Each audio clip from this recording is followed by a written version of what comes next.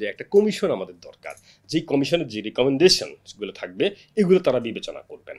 তাহলে হবে কি, এবং ওই কমিশনটা বলছে খুবই পাওয়ারফুল কমিশন থাকবে, শক্তিশালী থাকবে, বিভিন্ন স্টেক হোল্ডার থাকবে, জ্ঞানী গুণীরা থাকবে, যারা যে যে লাইনে এক্সপার্ট তাদেরকে নিয়ে থাকবে। ওই কমিশনের রিকমেন্ডেশন যখন থাকবে তখন কিন্তু সেটাকে গুরুত্ব দিবে সংশ্লিষ্ট মন্ত্রণালয় এবং সংশ্লিষ্ট বিভাগগুলো। আবার দেখেন যে এই বিশ্ববিদ্যালয়গুলো ছাড়াও কিন্তু আমাদের বিভিন্ন এডুকেশন ডিপার্টমেন্ট আছে, যেমন আমাদের ওই যে আমরা যেটাকে মাউসি বলি, মাধ্যমিক উচ্চশিক্ষা, তারপরে যে প্রাইমারি এডুকেশন, তারপরে non formal and continue education যে ডিপার্টমেন্ট আছে একটা। তো এরকম বিভিন্ন জায়গা, যে বিভিন্ন গভর্নমেন্ট কলেজের প্রিন্সিপাল, ঠিক আছে, যে বড় বড় কলেজের প্রিন্সিপাল, তারপরে যে গভর্নমেন্টের যে বিভিন্ন ধরনের ইনস্টিটিউটগুলো আছে, সেই ইনস্টিটিউটগুলোর হেডগুলো, সেগুলোর পর্যন্ত দলীয়করণ করা ফেলা হয়েছে। আপনি আপনি দেখেন কত ভয়াবহ অবস্থা, যে কেবল শিক্ষক না, শিক্ষক তো একজন শিক্ষক, শিক্ষকের আবার দল কি?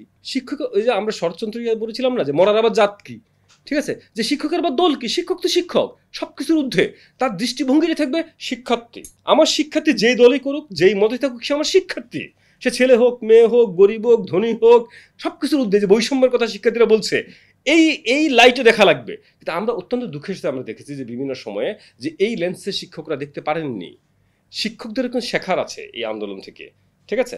শিক্ষক শুধু শিক্ষকটা সবারই, এই যে পুলিশ থেকে শুরু করে সবাই, যে আইন শৃঙ্খলা রক্ষা বাহিনী থেকে শুরু করে যারা ব্যুরোক্র্যাটস আছে, এই ব্যুরোক্র্যাটসরা সবাই শেখা লাগবে। আমরা দেখেছি যে যারা সরকারি দল করে যে আমলেই, হ্যাঁ, তো দেখা গেছে যে তারা প্রায়োরিটি পাচ্ছে যখন বিভিন্ন কমিটি হয় গভর্নমেন্টের, হ্যাঁ, যে সরকার যখন সিদ্ধান্ত নেবে, অর্থাৎ সরকার যেভাবে চায় এরকম লোক নিয়োগ করে। আপনি কারিকুলাম কমিটি থেকে শুরু করে আপনার প্রত্যেকটা জায়গায়, যা অর্থাৎ আমি আমার লোক, আমার ম্যান, মাই ম্যান খুঁজে। একটা অস্থির সময়ের মধ্য দিয়ে আমরা গিয়েছি, এটা দেশবাসী সবাই জানেন।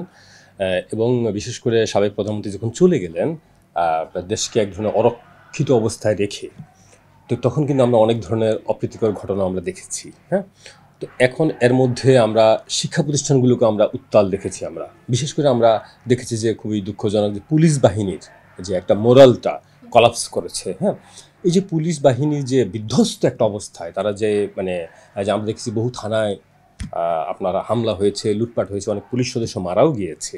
শিক্ষাকে আপনি সুষ্ঠু জায়গায় আনতে হলে আমাদের আইনশৃঙ্খলাকে কিন্তু আমাদেরকে সুষ্ঠু অবস্থায় আনা লাগবে আগে। তো এই জায়গাটা আমাদের দরকার ছিল খুব জরুরি ভিত্তিতে। হ্যাঁ, তো যে গ্যাপটা, আমরা কয়েকদিন কোনো সরকার ছিল না, এমন একটা অবস্থা আমরা মধ্যে দিয়ে আমরা গিয়েছি। উত্তাল সময় কখন কি হয় না হয়, বিপ্লব প্রতি বিপ্লব, কত ধরনের টার্ম আমরা শুনেছি, শঙ্কা আশঙ্কা, কিন্তু এখনও যে আশঙ্কা মুক্ত বিষয়টা এমন না। আমি মনে করি সবার আগে দরকার ছিল যে পুলিশ বাহিনীকে, হ্যাঁ, যে এটাকে খুব দ্রুত আবার দাঁড় করানো।